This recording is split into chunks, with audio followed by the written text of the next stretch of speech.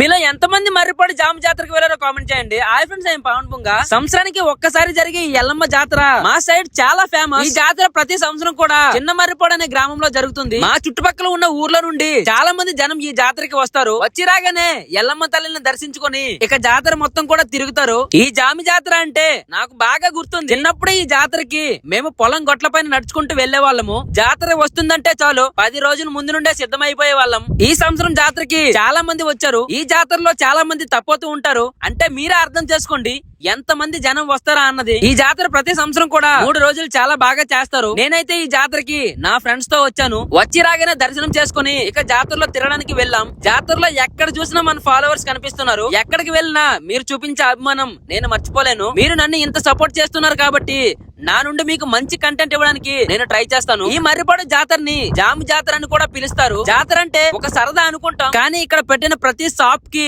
జీవనాధారం. అలా జాతరలో చాలా సేపు తిన్నాం, తిరిగాం, ఫైనల్ గా చెరికలు కొనుక్కొని ఇంటికి వచ్చేసాం. ఈ వీడియోకి ఇంతే. ఈ వీడియో ఎలా ఉందో లైక్ చేసి ఫాలో చేయడం మర్చిపోకండి.